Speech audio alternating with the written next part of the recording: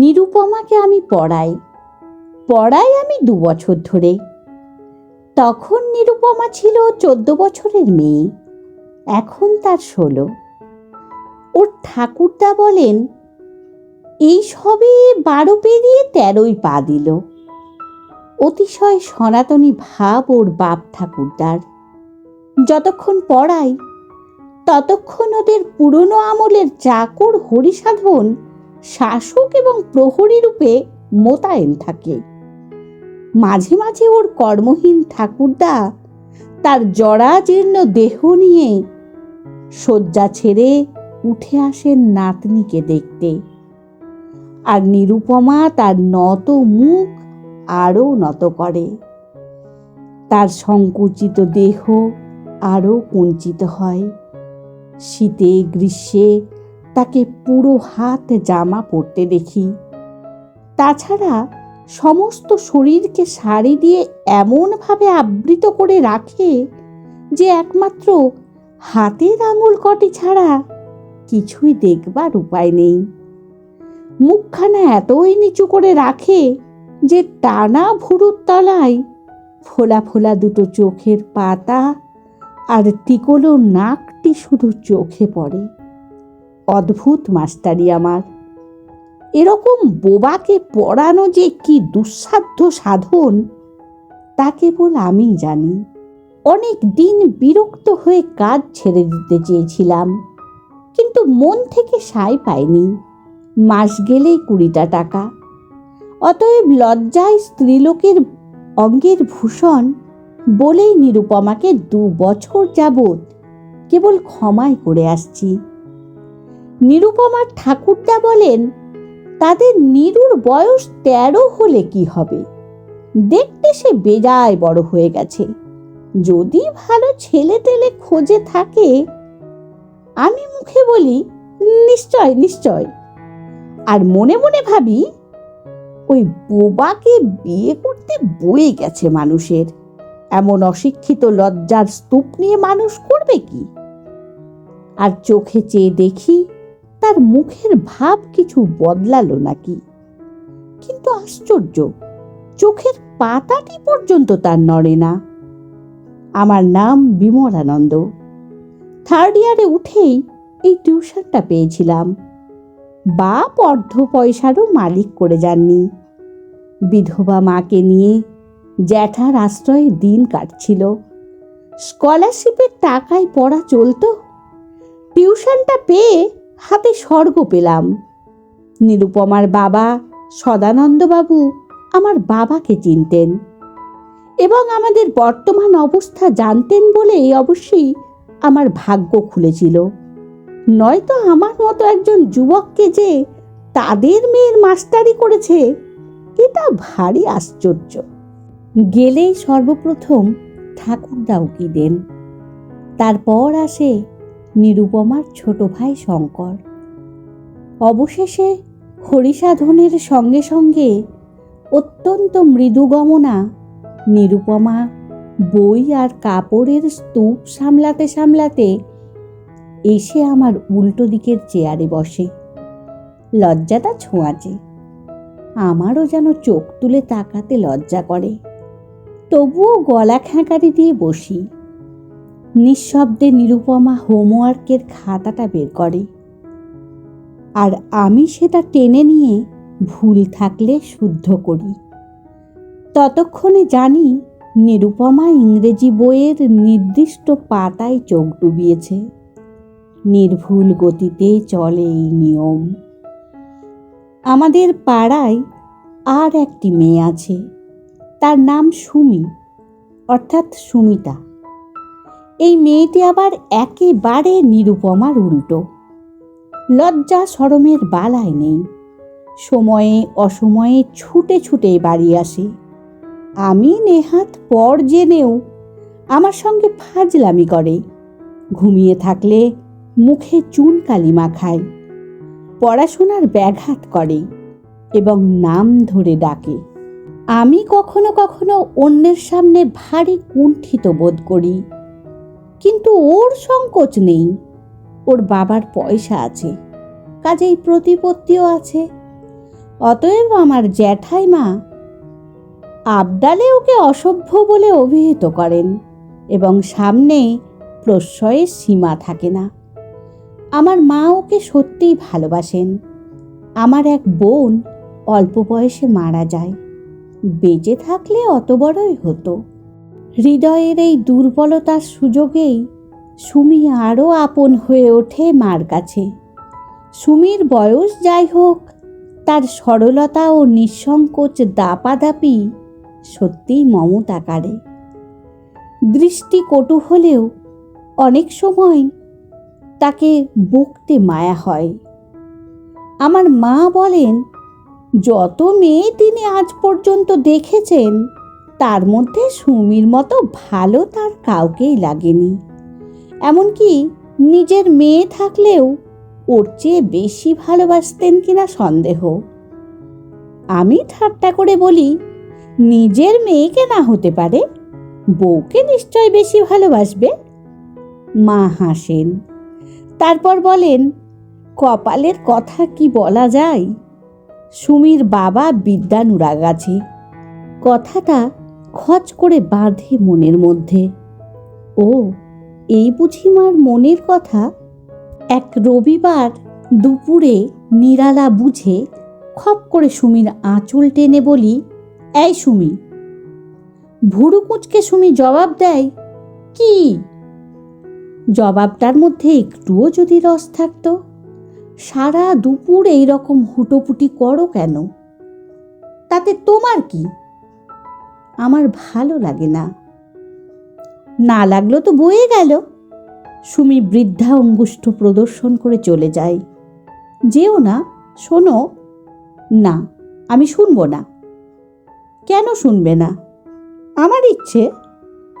না, অত ইচ্ছে আর খাটবে না। তোমার বাবা আমার কাছে তোমাকে অঙ্ক কষতে বলেছেন দুপুরবেলা। ইস! সুমি আমার হাত ছাড়াতে চেষ্টা করে। আমি শক্ত করে চেপে ধরে রেখে বলি, তোমার একটুও লজ্জা নেই কেন? আমার ছাত্রী নিরুপমা তোমার চাইতে মাত্র 1 বছরের বড়। সে আমার কাছে 2 বছর ধরে পড়ছে, কিন্তু আজ পর্যন্ত সে আমার দিকে চোখ তোলেনি। এবার কিন্তু নির্বোধ সুমিরও আত্মাভিমানে আঘাত লাগে। ভারী আশ্চর্য। যত বোকাই হোক আর যত সরলই হোক, মেয়েরা কখনোই অন্য মেয়েদের প্রশংসা সইতে পারে না। তাই সুমির এই শিশু চোখেও অভিমানের আভাস দেখা দেয়। বলে, সে কথা আমাকে বলার কি হয়েছে? হেসে বলি, তাতে যদি তোমার একটু শিক্ষা হয়। শিক্ষা? আচম্বিতে এক প্রচণ্ড চিমটি কেটে পালিয়ে যেতে যেতে বলে, ওসব শিক্ষা তোমার ছাত্রীকেই শিখিও, আমার সঙ্গে লাগতে এসো না। মার পছন্দ যে একটুও ভালো না, সে বিষয়ে এবার নিঃসন্দেহ হই। মার আসল নজর কি ওই সুমি, নাকি সুমির বাবা? মার মুখে অনেক দিন শুনেছি আমাকে বিয়ে দেবেন মুরব্বি দেখে। তার আইডিয়াল মুরব্বি বোধ হয় সুমির বাবাই। মার ঘরে গিয়ে দেখি সুমি আচার খাচ্ছে চেটে চেটে। শুনতে পাই, কাকিমা কি সুন্দর আচার করো তুমি। কাকিমা বলেন, আর একটু খাবি নাকি? সুমি নিশ্চয় আরো চাইতো, আমাকে দেখেই বলে, ওই এসেছেন তোমার আদুরে ছেলে। এখানে কেন? যাও না তোমার ভালো ছাত্রীর বাড়ি। আমি বলি, মা, সুমিকে আর আচার দিও না। ওকে অবিশ্রান্ত প্রশ্রয় দাও বলেই আমাকে মান্য করে না। আহারে, কি আমার মান্য বরেশু। মুখের এক অপূর্ব ভঙ্গি দেখিয়ে সে আবার আচারে মনোনিবেশ করে। মুখভঙ্গি দেখে হেসে ফেলি। দিন কয়েক পরে মা হঠাৎ বলেন, বিমল, এখন তো তুই বিয়ে করলেও পারিস। বিস্মিত চোখে তাকায়। মা কি লক্ষ টাকার স্বপ্ন দেখছেন নাকি? আমি যেখানে নিজেই পরান্নে প্রতিপালিত, সেখানে আমার অন্নপুষ্ট হওয়ার জন্য কাউকে আমন্ত্রণ করা কি একান্ত পাগলামি নয়? মার মুখ কিন্তু হাসি হাসি। বলেন, কথায় কথায় তোর জ্যাঠা সুমির সঙ্গে তোর বিয়ের কথা পেরেছিলেন। সুমির বাবার আপত্তি নেই, ওই তো একমাত্র মেয়ে। ভদ্রলোক তো টাকা দিতে অপারগ নয়। তিনি ঠিক এই রকম ছেলেই চান, যাকে নিজের মনের মতন করে গড়ে নিতে পারেন। মার কথা শুনে আত্মসম্মানে আঘাত লাগে আমার। ভুরু কুঁচকে বলি, গড়ে নেওয়া মানে? আমি কি একটা মাটির ঢেলা? নিতান্ত নিরুদ্বেগে মা বলেন, ওই বিলেত টিলেত পাঠানো আর কি। বিলেত, আজন্মের স্বপ্ন আমার বিলেত। মনের ভাব চেপেই একটু চুপ করে থেকে বলি, যত সব বাজে কথা তোমাদের। খেয়ে দিয়ে কি আর কোনো কাজ পাও না? এবার মা রাগ করে বলেন, তোর ভালোর জন্যই আমার চিন্তা, তা নইলে আর কি। এ বিয়ে যদি তোর হয় তবে বুঝবি নিতান্তই তোর বরাত ভালো। রাজকন্যা আর রাজত্ব তোর কাছে আপনা থেকেই। থাক থাক। মাকে আর কথা বলতে না দিয়ে সেখান থেকে পালাই। কিন্তু কথাটা ভাববার মতো বই কি, টাকাটা আবার নিতান্তই দরকার। তবু বিয়ের কথাটা আমার যেন কিছুতেই ভালো লাগে না। বাড়িতে চলছে ফিসফাস গুঞ্জন। সুমি কি জানে? একদিন সুযোগ মতন আবার ধরলুম সুমিকে। বললুম, এই এখন আর রাত দিন আমাদের এখানে এসো না। কেন? কেন আবার কি? তুমি জানো না কিছু? সুমি চুপ করে তাকিয়ে রইল আমার মুখের দিকে। আমি বললুম, তোমার বাবা যে তোমার সঙ্গে আমার বিয়ে। অসহ্য। আচমকা আমার পিঠে একটা চটাস করে থাপ্পড় মেরে ছুটে পালালো। আমি আহত পিঠে হাত বুলোতে বুলোতে ভাবলুম, ওর হাতে শেষে মার খেয়ে মরবো নাকি। সন্ধেবেলা ডাক পড়ল জ্যাঠামশাইয়ের ঘরে। আমাকে দেখেই বললেন, আমাদের সকলেরই খুব ইচ্ছে, এখন তুমি বললেই হয়। এতে অমত করো না। জীবনে সমস্ত উচ্চাসার মেরুদণ্ডই হলো টাকা। আর তুমি যখন ভালো ছাত্র, তখন একবার যদি বিলেত ফিলেত ঘুরে আসতে পারো। এর পরের কথাটি জ্যাঠামশাই ভাবভঙ্গি দিয়ে বুঝিয়ে দাড়িতে হাত বুলোতে লাগলেন। আমাকে চুপ করে দাঁড়িয়ে থাকতে দেখে বললেন, আচ্ছা, ভেবে দেখে কালকে বলো আমাকে। বলাই বাহুল্য, সুমির বাবার টাকায় আমাকে লুব্ধ করল এবং মাসখানেকের মধ্যে পাকা হয়ে গেল আমাদের বিয়ে। সকলেই সুমিকে নিয়ে আমাকে ঠাট্টা ইয়ার্কি করে। সকলেরই ধারণা সুমিকে আমি ভালোবাসি, তাই এই বিয়ে। খুব এক রোমান্টিক ব্যাপার। আমি কিন্তু সুমিকে স্ত্রী বলে কল্পনা করে একটুও আনন্দ পাই না। আগের মতো সবসময় আসে না বটে, কিন্তু এলে আমার সঙ্গে দেখা হয়। এ কথা একবারও মনে হয় না দুদিন বাদে ওর সঙ্গে আমার বিয়ে হবে। একটু লজ্জা, একটু আনন্দ, কিছুটা নেশা, সমস্ত কিছুর মিশ্রণে একটা হৃদয়কে অভিভূত করার চেষ্টা করি। কিন্তু ওকে কাছে দেখলেই সমস্ত উবে যায়। তবে কি সুমিকে আমি পছন্দ করি না, ভালোবাসি না? না, তাও নয়। আসলে সুমির সঙ্গে আমার যে সম্বন্ধ, তাতে স্নেহ মমতা যথেষ্ট আছে, কিন্তু প্রেম নেই।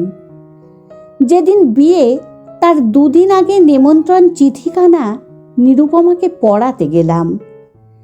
দিন কয়েক পড়াতে আসবো না এ কথা বলবার ইচ্ছে ছিল। পড়া শেষ করে তাকিয়ে দেখলাম হরিসাধনের বসবার স্থানটি শূন্য। চিঠিখানা অত্যন্ত সংকোচের সঙ্গে পকেট থেকে বের করে অনেক ইতস্তত করে বললাম, আপনার ঠাকুরদা কি বাড়ি নেই?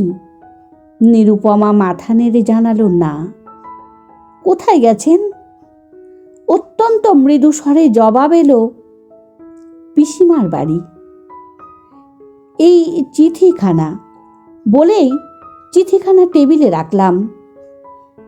কিছু বলতে বড়ই লজ্জা করতে লাগলো, কিন্তু হঠাৎ মনে হলো নিরুপমা চঞ্চল হয়েছে এবং ওর শাড়ির ভেতর থেকে একখানা হাত দ্রুত বেরিয়ে এলো চিঠিখানার ওপর। নিমেষে চোখ বুলিয়ে হঠাৎ মুখ তুলে এমন এক দৃষ্টি নিয়ে স্থির হয়ে আমার চোখের দিকে তাকিয়ে রইল যে আমি খানিকক্ষণের জন্য ওর দৃষ্টির কাছে আচ্ছন্ন হয়ে রইলাম।